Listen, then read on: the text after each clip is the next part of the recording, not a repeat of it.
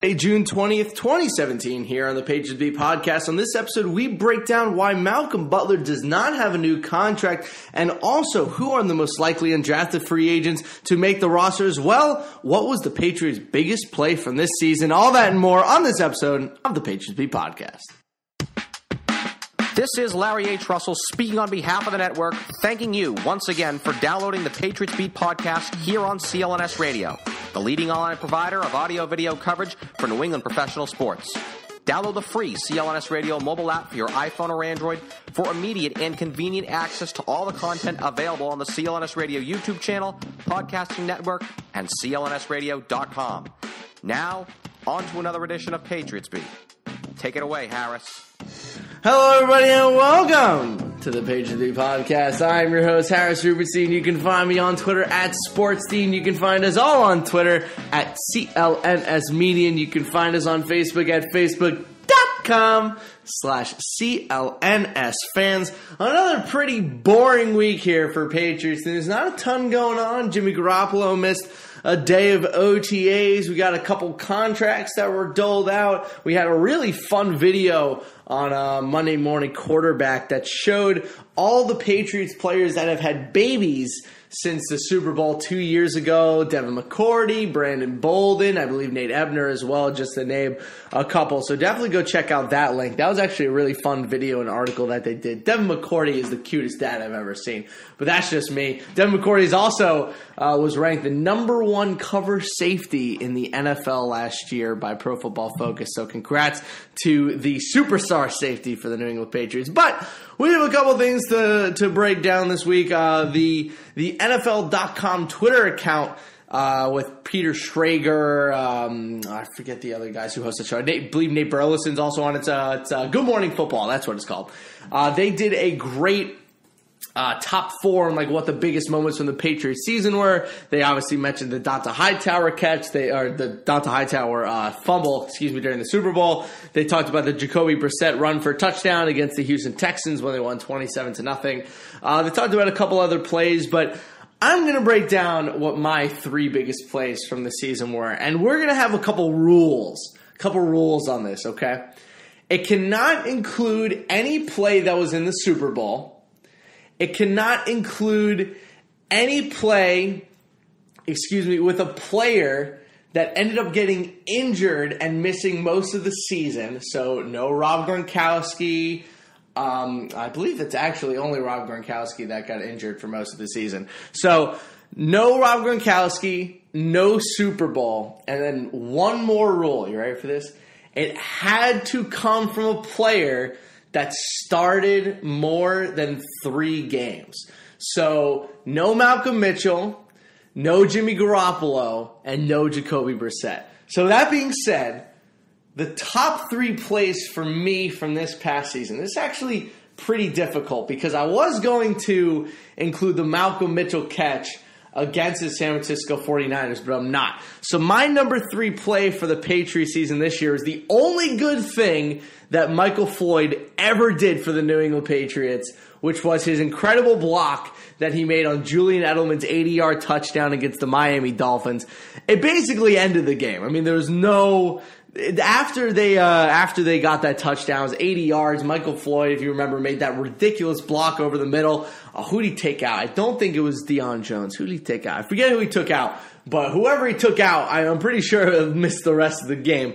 So good on Michael Floyd for making the block. But the Julian Edelman touchdown against the Dolphins is my number 3 play of the season. Number 2 play of the season. Let's think about this one because this one's a little bit difficult. This one is actually going to go to someone who I don't think people remember this play as much as I do. But it was against their game. It was against the Los Angeles Rams. It was a lovely, I believe it was the first touchdown of the game by LeGarrette Blount. LeGarrette Blount turned this safety inside and out like 4 different times. He deked one way, he deked another way, he deked another. He was going all over the place. This safety ended up so turned around that he just fell over. He just fell right over, boop, right into the ground. It was an amazing play by LeGarrette Blount. Probably his best run of the entire season. Obviously, the game against the Rams was not an extreme game by any means. By any means. I mean, it was a pretty normal game. It was the Los Angeles Rams coming into Foxborough. So nothing too crazy, but that LeGarrette Blount run has really stuck with me for most of the season. So the number one play for the Patriots this year, this one for me is an easy one. Now, again, I'm trying to keep it more of like what I thought the best plays were rather than like the most iconic. But this one for me was a good combination of both of them. The Baltimore Ravens, they come into Foxborough. You know, we know that the Patriots have had problems with the Ravens throughout the past couple of seasons. And boy, oh boy, was this not the case this time when the Ravens came into Foxborough. The Patriots put this one away pretty quickly, and I think the most iconic play is one that we all remember was the beautiful flea flicker that the Patriots pulled off to Chris Hogan way down the field for a touchdown. I believe they make it like 14-0 or 17-3, something that pretty much put the game out of reach. It was a beautiful like 60-yard pass in the air by Tom Brady. Incredible play. Chris Hogan went off. I think he had over 150 yards and a couple of touchdowns. So that was probably my favorite play of the year, and also because, I mean, I'm a little bit biased. Any single time that the Patriots can take down the Baltimore Ravens, where, if you didn't know, I grew up in Baltimore, so any chance I can get to see the Patriots lay the smack down on the Ravens, I will appreciate a little bit more. So those are our top three plays of the year. Our number three play was the Julian Edelman catch with the ridiculous Michael Floyd block to Springer for a 79, 80, whatever ridiculous yard touchdown it was. Our number two play on the year was LeGarrette Blount's just absolute destruction of that poor safety on the Los Angeles Rams. And then our number one play of the year was the incredible flea flicker that the Patriots pulled off against the Baltimore Ravens to get Chris Hogan into the end zone. That was an incredible game, probably Chris Hogan's best game as an NFL pro. So good on the Patriots for always bringing in a little bit of the old-fashioned shake-up into their usual stuff. So with that being said, we're going to take our first quick break. When we come back, we're going to break down why doesn't Malcolm Butler have a contract, and why do they keep giving people all this money right in his face? We'll be back with all that and more on this episode of the Patriots Beat Podcast. CLNS Radio's leading online coverage of the Boston Celtics is now even more comprehensive than ever. From the Celtics postgame show to the Guard Report to CSL and to Celtics Beat, CLNS Radio's Boston Celtics newsfeed provides narrated breaking news, game recaps, and news and notes for the NBA's winningest franchise, all provided in real time. Don't have the time to surf the web or search engines and plunge your head into your computer or smartphone to read up on all the latest on the Celtics? No problem. Multitask while listening to CLNS's Celtics newsfeed. And for the 2016-17 NBA campaign, the Boston Celtics pregame report with myself, Larry H. Russell, will be released on the newsfeed on game days at 4 p.m. Eastern Time, making it the first pregame report to air anywhere. We will give you a featured interview from someone providing opposing insight, pregame notes, and go on a Celtics draft pick watch, all in just 12 minutes or less. Available on the Boston Celtics newsfeed on iTunes and Stitcher, and the CLNS Radio mobile podcast app. All right, team, welcome back to the Patriots Beat Podcast. One of the things that has been probably one of the most iconic pieces of the Patriots offseason so far has been the surprising amount of money that they've been doling out to both current players current players that were on the roster and free agents as well. I mean, you just have to look at the Stephon Gilmore contract. Give $41 million guaranteed to a division rival's cornerback who, if we're really being honest, like, I know the stats say that he was pretty good last year, but if we're being honest, the man has been a disappointment as a first-round corner. I believe Stephon Gilmore, when he was coming out of the University of South Carolina, was supposed to end up being one of the best corners in the league. I think you can argue that he really hasn't reached that pedigree yet. I mean, he's a good player. I'm not saying he's not. You know, he gets the job done. He's a good corner. He was their number one corner for many years. But a $41 million guaranteed cornerback over 5 years? That's kind of where you lose me. But hey, that's the money you need to bring in a guy. And then Donta Hightower gets a big extension. James White gets a big extension. Julian Edelman just got a big extension. But you know who the one guy looking from the outside looking in is? Malcolm Butler. So you give all that $41 million guaranteed to Stephon Gilmore. You give $35 million to Donta Hightower. You give $21 million to James White. You give another $15 million to Julian Edelman. And Malcolm Butler, who has easily been the best corner on the team for the past 3 seasons, including helping you win, 2 seasons, including helping you win 2 Super Bowls in the last 3 years, including making one of the greatest plays in the history of professional football, is still sitting here without a new contract. And it's gone to such an extreme point where he doesn't even know if he wants to play for the Patriots anymore. So you kind of have to ask yourself, why? Where's the loyalty? And why did they choose to give the cornerback money to Stephon Gilmore instead of Malcolm Butler? So my first argument always comes down to age. So I was actually having this argument. We've had him on a couple times here. I actually had this argument with Jack Ross, who we've had on the show a couple times. I made the argument to him that if you look at corners who are kind of in their late 20s, early 30s, and you see the amount of money they give to these corners, usually they don't live up to it. It's very rare that a corner lives up to the amount of money that you end up paying him. I mean, Janoris Jenkins had a great year last year, but he still has 3 years left on his contract. I remember Brent Grimes was pretty bad towards the end of his contract. Antonio Cromartie flamed out in a big way when he was on the Jets. And just, you see these corners given a lot of big contracts, and they usually disappoint them pretty hard. So I understand why they haven't given Malcolm Butler a contract, but at the same time, you're telling me that if you go to Malcolm Butler and you say, all right, Malcolm, we don't want to give you more than a 3-year deal, but we will stack that 3-year deal. We will give you a 3-year contract for $30 million, 22 of which is guaranteed, and that's it.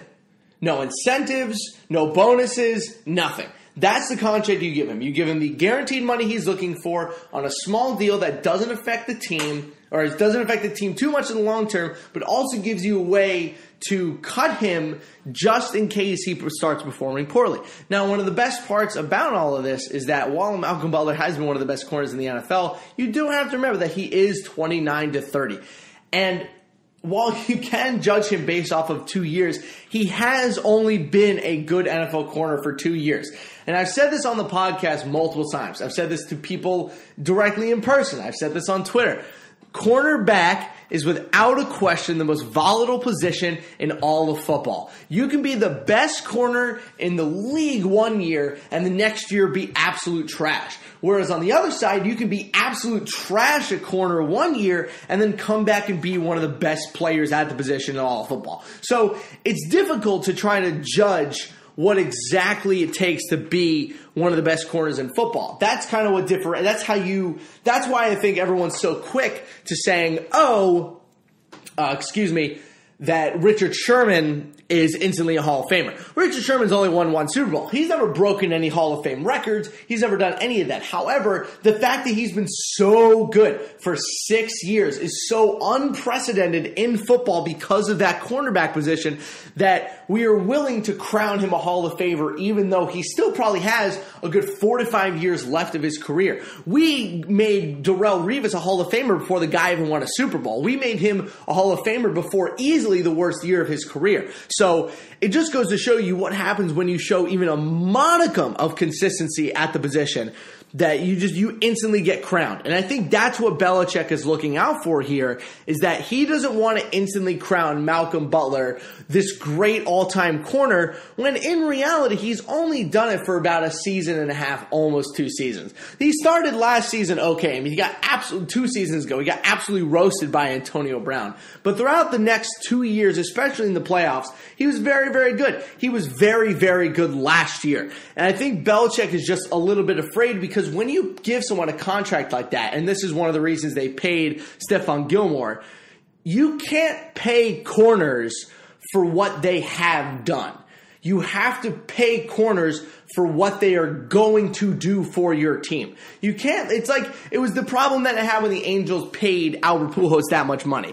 Albert Pujols was not going to be that much money in the rest of his career. I thought that they were paying him for what he had already done in his career, not what they expected to do with them. And that's how Belichick has always done his contracts. He pays players based off of what they are going to do for him.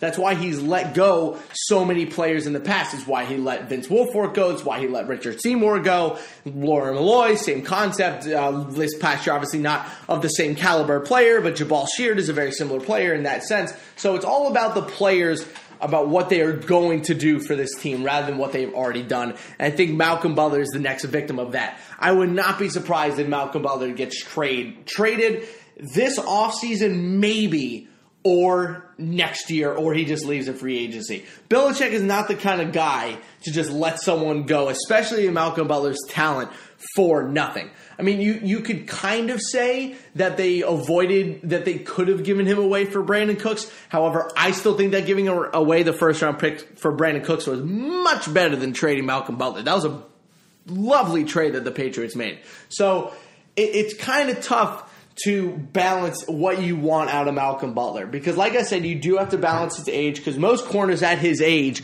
start deteriorating, or most corners at his age have a random career resurgence, i.e., Janoris Jenkins from last year. But Malcolm Butler is not Patrick Peterson. Malcolm Butler is not Richard Sherman. Malcolm Butler is not Joe Hayden. I know Joe Hayden's had a couple of rough years, but he's been one of the best corners in football pretty consistently over the past almost decade.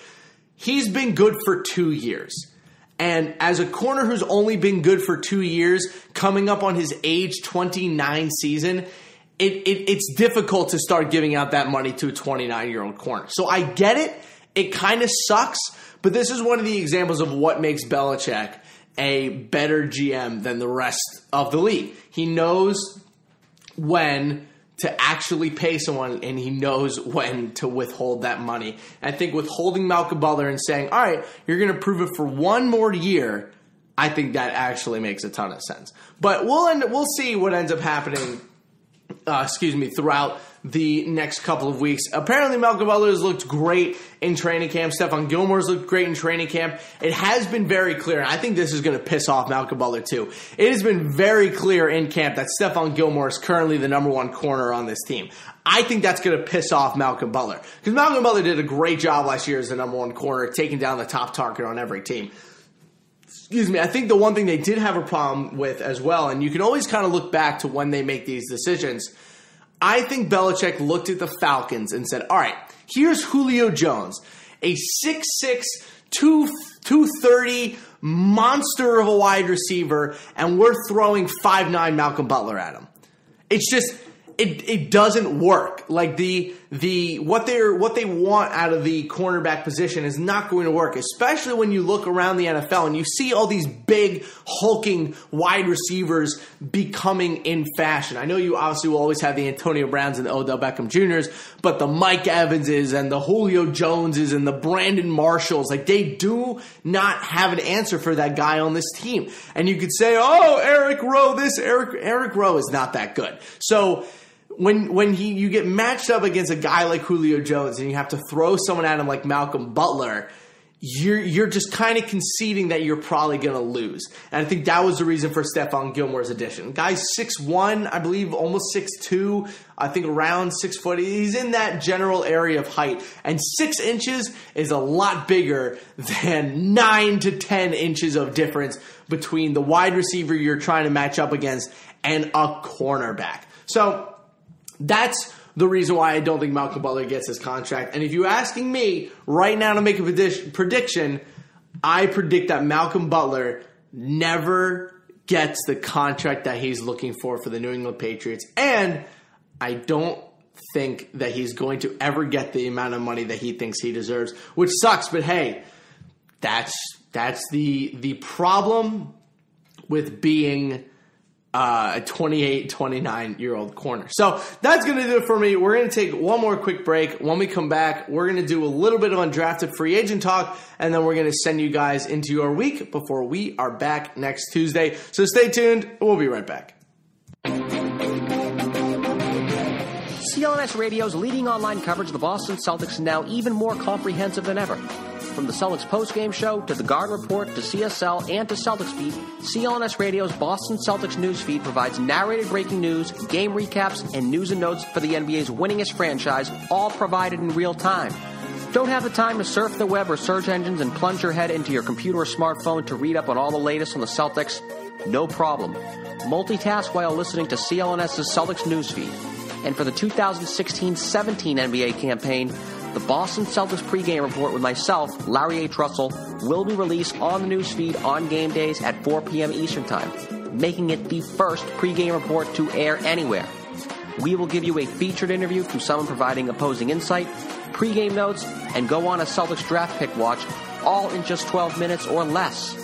Available on the Boston Celtics newsfeed on iTunes and Stitcher, and the CLNS Radio mobile podcast app.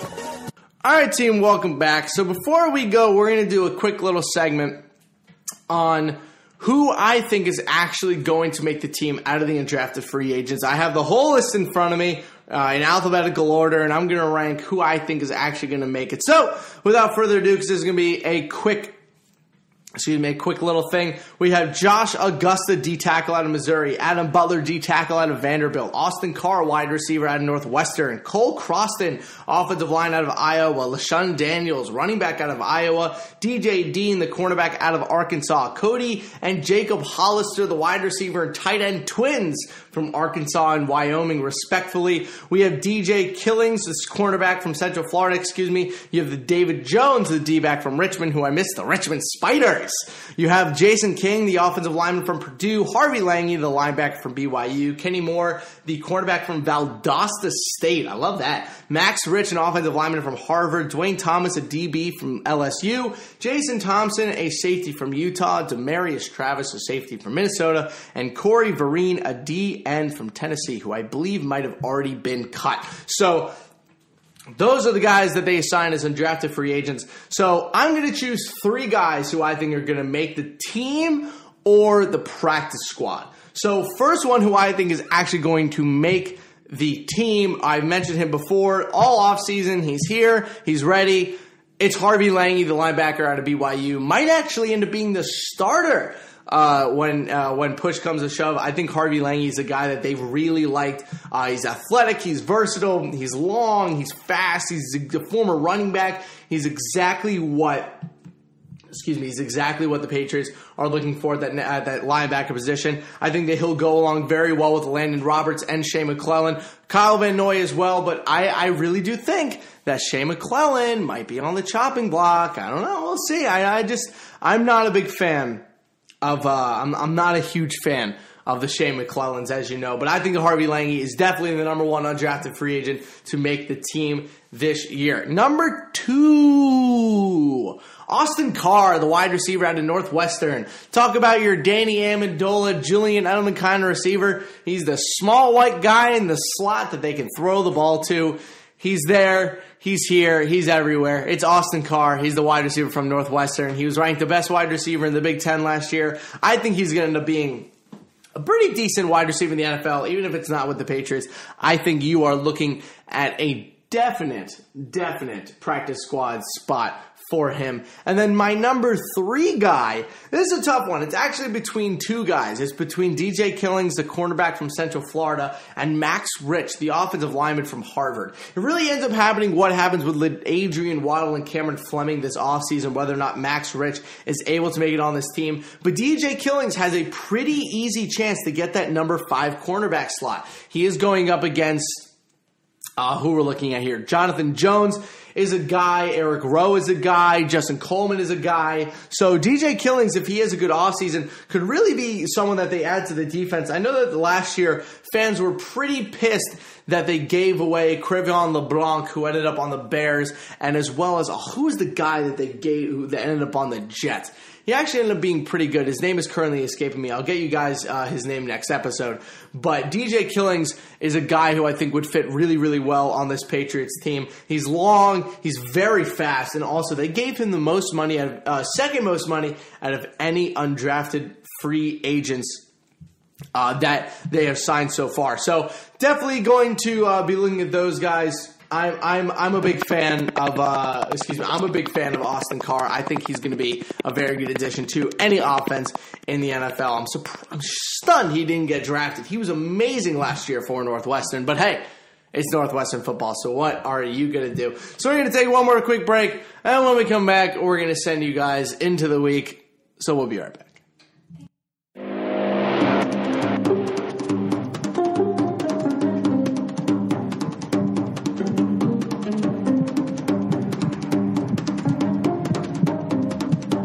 Team, that's going to do it for this week's Patriot Beat podcast.